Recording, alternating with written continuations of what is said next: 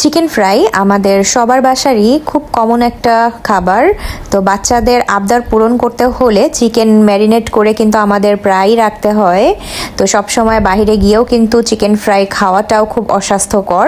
তাই এই রেসিপিটা ফলো করে তোমরা চিকেন ম্যারিনেট করে অনেক দিন পর্যন্ত ডিপ ফ্রিজে রেখে খেতে পারো এবং যখন প্রয়োজন হয় তখনই কিন্তু ভেজে বাচ্চাদেরকে দিতে পারো অথবা নিজেরাও খেতে পারো। তো চলো আজকে দেখে নেই চিকেন ম্যারিনেট করার জন্য একটা স্পেশাল রেসিপি। আমি 1 কেজি চিকেনকে আজকে ম্যারিনেট করে ডিপ ফ্রিজে রেখে দেব যাতে আমার মিনিমাম 1 থেকে 1.5 সপ্তাহ চলে যায়। তো আমি এখানে প্রথমে 4 চা চামচ পাউডার দুধ নিয়ে নিয়েছি আর 1 কোয়া লেবুর রস দিয়ে চিকেনটাকে মেখে 15 মিনিটের জন্য চিকেনের ভেতরে এই রসটাকে ঢুকতে দেব। এতে করে কিন্তু আলাদা দই ব্যবহার করার প্রয়োজন হয় না। আর যদি দই থাকে অবশ্যই তোমরা দই ব্যবহার করতে পারো, তবে দই বাসায় না থাকলে এই সহজ পদ্ধতি ইউজ করে তোমরা চিকেনকে ম্যারিনেট করতে পারো। তো লেবু আর পাউডার দুধের সংমিশ্রণে কিন্তু একটা দইয়েরই তৈরি হবে, সেজন্য এটাকে ভালো করে একটু মিক্সড করে নেব। সামান্য একটু পানি দিয়ে নিচ্ছি যাতে দুধটা সম্পূর্ণ চিকেনের গায়ে লেগে যায় এবং একটা দইয়ের মতো তৈরি হয়। এতে করে চিকেনের ভেতরে দইয়ের টকটা ঢুকে যাবে এবং কিছুটা সফট হয়ে আসবে। 15 মিনিটের জন্য এক সাইডে রেখে দিচ্ছি। আর এখন আমি তৈরি করে নিচ্ছি একটা ম্যারিনেট মশলা।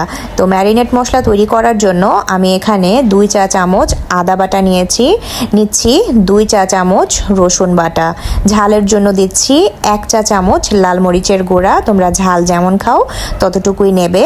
দিয়ে দিচ্ছি 1 চা চামচ জিরার গুঁড়া আর 1 চা চামচ ধনিয়ার গুঁড়া, হাফ চা চামচ কালো গোলমরিচের গুঁড়া অথবা সাদা গোলমরিচের গুঁড়া। নিয়ে নিচ্ছি ওয়েস্টার সস, এখানে নিচ্ছি আমি 2 চা চামচ ওয়েস্টার সস, সাথে আমি নেব সয়া সস। নর্মাল যে সয়া সসটা পাওয়া যায় সেটাই নিচ্ছি 3 চা চামচ পরিমাণ। ওয়েস্টার সস থেকে সয়া সসটা 1 চা চামচ বেশি নিচ্ছি। 1 চা চামচ নিচ্ছি গরম মশলার গুঁড়া, তোমরা চাইলে দারচিনি, এলাচ, তেজপাতা এগুলো গুঁড়ো করেও দিতে পারো। আর নিচ্ছি 2 চা চামচ টমেটো সস। টমেটো সসটা কিন্তু অবশ্যই ব্যবহার করতে হবে, এতে যে চিকেনের ম্যারিনেটটা এটার টেস্টটা কিন্তু অনেক বেড়ে যায়।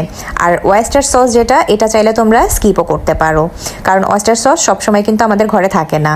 এখন স্বাদের জন্য নিয়ে নিচ্ছি 2 চা চামচ পরিমাণ লবণ আর সামান্য পরিমাণে একটু চিনি অ্যাড করছি।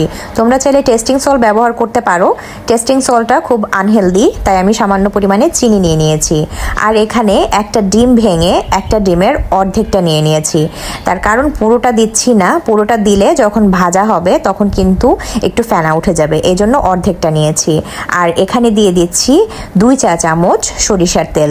সরিষার তেলটা দিলে এটা খেতে কিন্তু খুব ভালো লাগে এবং ফ্লেভারটা কিন্তু খুব ভালো আসে। এছাড়া চিকেন থেকে কিন্তু খুব সুন্দর একটা কাবাব কাবাব গন্ধ বের হয়, এজন্য আমি 1 চা চামচ বা 2 চা চামচ সরিষার তেল সামান্য পরিমাণে ব্যবহার করি।